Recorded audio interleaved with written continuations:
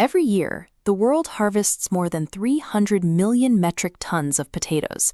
They are a global staple, found in nearly every cuisine and driving massive industrial sectors. But the most important crop on Earth began as a biological hazard. The potato story begins 8,000 years ago in the Andes Mountains of South America. High above the cloud line, in rocky soil at altitudes exceeding 12,000 feet, the wild potato was a tiny, bitter weed that most animals knew to avoid. Wild tubers were packed with glycoalkaloids like solanine and tomatine. These are potent chemical defenses that, if eaten raw by a human, cause intense nausea, vomiting, and in high enough doses, death. The potato was not a natural gift to humanity. It was a threat that required ancient farmers to develop specific, long-term survival strategies to render it edible.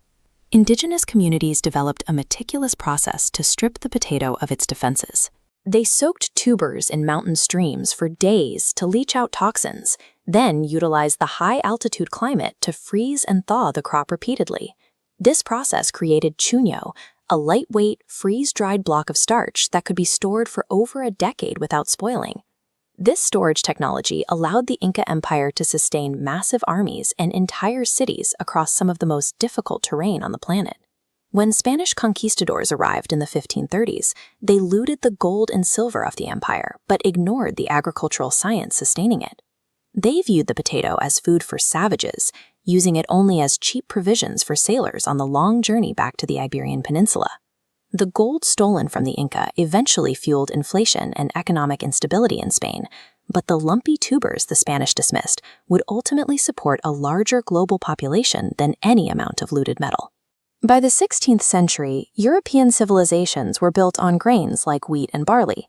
These crops grew above ground in the sunlight, and the bread they produced was central to both the economy and the religious identity of the era.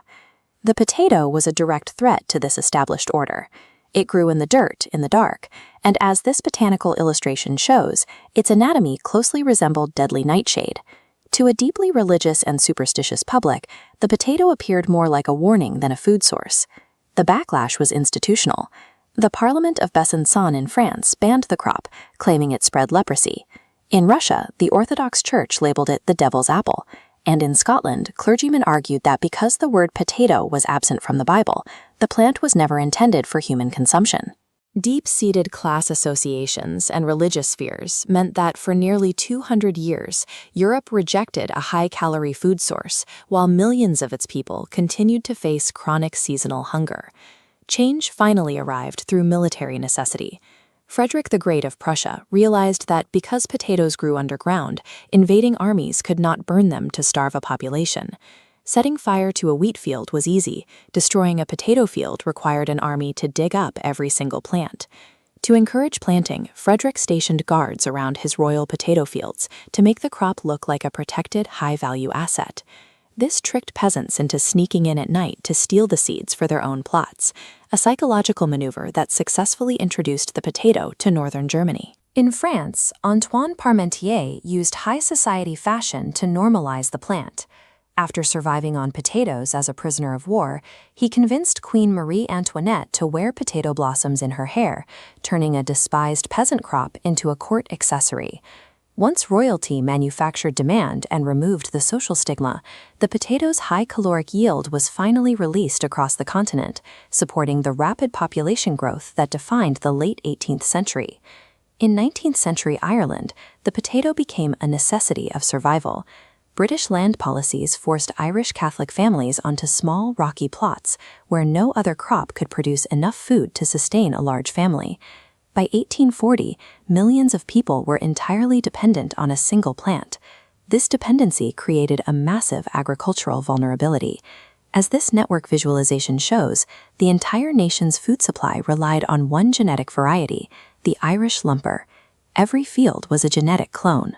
In 1845, Phytophthora infestans arrived from the Americas, ruthlessly exploiting the bottleneck. Healthy green plants collapsed into stinking, blackened mush in a matter of hours, rotting the food supply before it could even be harvested. The result was a catastrophic humanitarian failure. Between 1845 and 1852, 1 million people died of starvation and disease.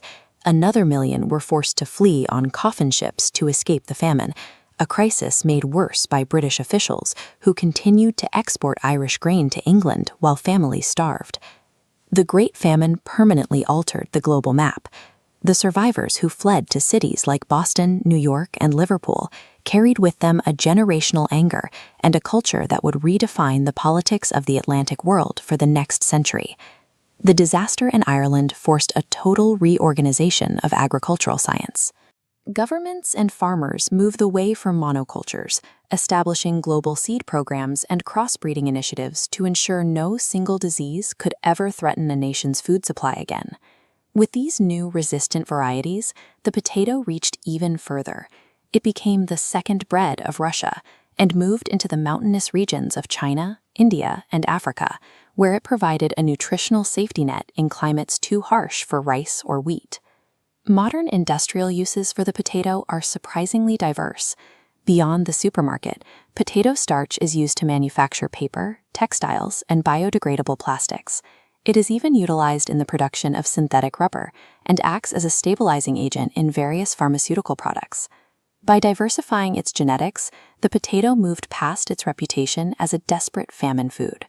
Its starch and derivatives are now woven into global manufacturing chains, making the crop a quiet but essential component of dozens of non-food industries. The final frontier for the potato is currently being tested in orbit. In 1995, it became the first vegetable ever grown in space aboard the shuttle Columbia. The traits that allowed it to survive the Andean cold 8,000 years ago, low water requirements, high calorie density, and tolerance for poor soil, are exactly what NASA is looking for to sustain long-term missions on Mars. The potato's journey began as a poisonous weed on a high mountain peak in South America. Today, that same biological resilience is being calibrated to sustain the next generation of human explorers in the harsh environments of other planets.